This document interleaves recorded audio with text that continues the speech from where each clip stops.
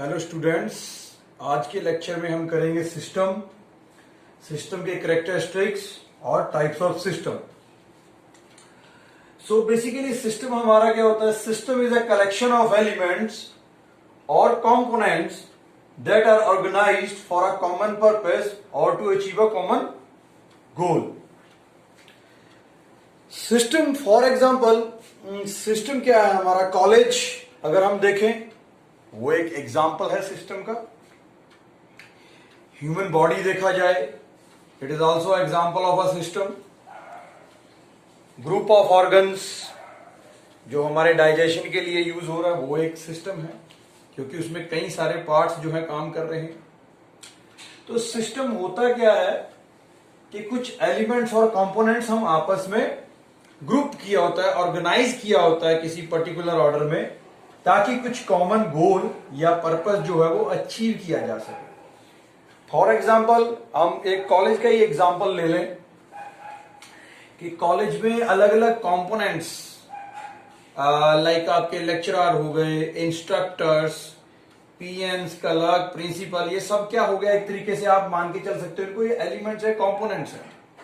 आपस में इनको ग्रुप किया है और एक हमने कॉमन पर्पस या कॉमन गोल जो है अचीव करना है। अब वो गोल क्या है? लाइक आप students also a part of that system. आप आ रहे हो, आपको इंजीनियर बनाकर भेजना है, ये एक हमारा कॉमन गोल या एक कॉमन पर्पस है कॉलेज का। तो वो सारे कंपोनेंट से क्या बन गया? वो एक पर्टिकुलर एक सिस्टम बन गया। तो सिस्टम क्या कर सकता है? इनपुट ले सकता है, हम देंगे उसको इनपुट, जो भी उसका एनवायरनमेंट है, आउटसाइड एनवायरनमेंट या सराउंडिंग है, उससे आप बेसिकली सिस्टम को इनपुट दे सकते हो। सिस्टम आपका आउटपुट देगा after processing to its surrounding या एनवायरनमेंट को वो आउटपुट दे सकता है। फिर क्या और किस तरह से डिस्क्राइब कर सकते हैं? और क्या चीज हो सकती है हमारे सिस्टम के कंपोनेंट्स में?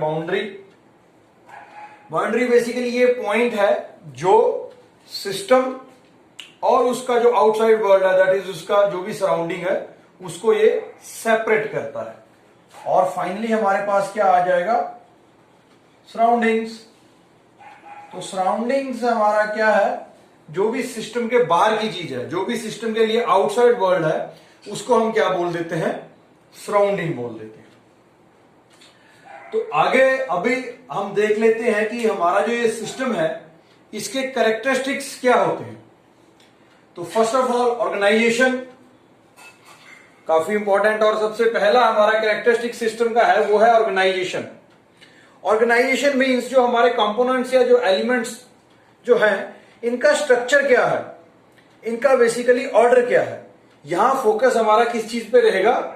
ऑर्डर और स्ट्रक्चर ऑफ एलिमेंट्स और कंपोनेंट्स, क्योंकि उनका स्ट्रक्चर और ऑर्डर काफी ज्यादा हमारा मैटर करेगा कि हमने किस ऑर्डर में कंपोनेंट्स को सेट करना है।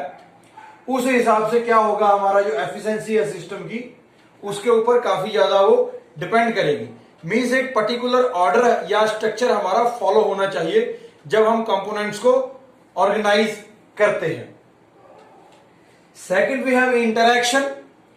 एक कंपोनेंट्स, इसमें हम क्या देखते हैं कि एक कंपोनेंट या एक एलिमेंट जो है या एक पार्ट जो है सिस्टम का, वो दूसरे पार्ट के साथ किस मैनर में इंटरेक्ट कर रहा है, किस तरह से एक कंपोनेंट्स दूसरे कंपोनेंट्स के साथ इंटरेक्ट कर पा रहा है और किस तरीके से वो फंक्शन कर रहे हैं एक दूसरे के साथ। तो interaction is also important part. बिना इंटरेक्शन के तो पॉसिबल नहीं। अगर हम फॉर एग्जाम्पल कंप्यूटर का ही ले लें तो हर एक पार्ट का दूसरे पार्ट के साथ इंटरेक्शन तो जरूरी है ही है। इनपुट डिवाइसेस हैं तो वहां आउटपुट डिवाइसेस भी चाहिए, और उनका आपस में इंटरेक्शन भी नेसेसरी है, चाहिए ही चाहिए। प्रोसेसर है तो उसको मेमोरी से भी इंटरेक्ट करना पड़ेगा। अगर उसको कुछ प्रोग्राम्स या इंस्ट्रक्शन एग्जीक्यूट करनी है तो मेमोरी की भी जरूरत पड़ेगी। और अगर हमने इनपुट देनी है कंप्यूटर सिस्टम को तो हमें इनपुट यूनिट, इनपुट डिवाइसेस की तो जरूरत पड़ेगी। और अगर आप आउटपुट चाहते हो सिस्टम से तो हमें आउटपुट डिवाइसेस या आउटपुट यूनिट की जरूरत पड़ेगी। तो इंटरेक्शन काफी इंपॉर्टेंट है हर एक कंपोनेंट में एक दूसरे के साथ होना। Third is interdependence. तो ये हमें पता ही है, हर एक कंपोनेंट एक दूसरे कंपोनेंट के ऊपर डिपेंड है। अगर एक कंपोनेंट भी हमारे में प्रॉब्लम आ जाती है तो बेसिकली क्या होगा, हमारा ओवरऑल सिस्टम में प्रॉब्लम आ जाएगी, बिकॉज हर एक जो कंपोनेंट है या हमारा एलिमेंट है वो एक दूसरे के ऊपर डिपेंड कर रहा है। तो सिस्टम में भी अगर किसी भी एक पार्ट में प्रॉब्लम आ जाता है तो उसके ओवरऑल नेचर पर फर्क जो है वो पड़ेगा। Next we have integration. अभी इंटीग्रेशन क्या है, इसमें एज अ सिस्टम को हम होल देख रहे हैं कि किस तरह से कोऑर्डिनेशन हो रहा है डिफरेंट डिफरेंट कंपोनेंट्स में और किस तरह से वर्क हो रहा है। तो इसमें एज अ होल हम सिस्टम को देखते हैं। Last we have central objective. ये भी काफी इंपॉर्टेंट है। कई सारे ऑब्जेक्टिव हो सकते हैं लेकिन पर्टिकुलर एक सेंट्रल ऑब्जेक्टिव तो होना ही चाहिए सिस्टम को, जिसके लिए सारे एलिमेंट्स या कंपोनेंट्स हमने ऑर्गेनाइज किए हैं, ग्रुप किए हैं, ताकि वो सेंट्रल ऑब्जेक्टिव अचीव किया जा सके। बाकी के और कोई ऑब्जेक्टिव आप अचीव कर लो वो हमारा बोनस है, लेकिन there must be a central objective. For example ये अगर हम शुगर मिल जैसे इनके सिस्टम की बात करें, शुगर मिल आपने सुना होगा, वहां मेन फोकस क्या है, हमारा मेन ऑब्जेक्टिव क्या है, शुगर ऑब्टेन करना। अब बाकी उसके साथ आपको पता और भी बाय प्रोडक्ट्स मिल जाए वो हमारा बोनस है, लेकिन एक कोई ना कोई एक सेंट्रल ऑब्जेक्टिव जरूर होना चाहिए जिसको अचीव करने के लिए सभी कंपोनेंट्स एक दूसरे से इंटरेक्टिव वे में एक दूसरे से मिलजुल कर काम करें और उस सेंट्रल ऑब्जेक्टिव को अचीव करें। So next we have types of system. Types of system में सबसे पहले हम देखेंगे फिजिकल एंड एब्स्ट्रैक्ट सिस्टम। जैसे कि आपको नाम से ही पता लग रहा है physical system. Physical system means जिसको आप फिजिकली देख सकते हो, फील कर सकते हो, टच कर सकते हो। ये बेसिकली क्या होगा, ऐसा सिस्टम जिसकी रियल में एग्जिस्टेंस है। फॉर एग्जाम्पल हमारा कॉलेज हो गया, हॉस्पिटल हो गया, बिल्डिंग्स होगी, ये सभी क्या है, इन रियलिटी इनकी खुद की एग्जिस्टेंस है। On the other hand abstract system क्या है, नॉन फिजिकल सिस्टम्स या simply A conceptual system.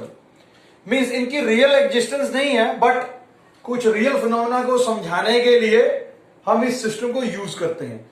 For example आप यहां ले सकते हो कि हमारे पास जैसे फॉर्मूलाज होते हैं, फॉर्मूलाज या कुछ वेरिएबल्स जिसमें आप यूज कर लेते हो, कुछ इक्वेशंस जिनको आप यूज कर किसी सिस्टम को समझाते हो। तो वो क्या, उनको हम क्या कंसीडर करेंगे, ऐसे सिस्टम को जो फिजिकली नहीं है, फिजिकली अपीयर नहीं हो पा रहा, नहीं दिख रहा हमें, उस तरह के सिस्टम को हम कंसीडर करेंगे as a abstract system. Next category open and close system. अभी यहां भी आपको इसके नाम से ही समझ आ रहा है।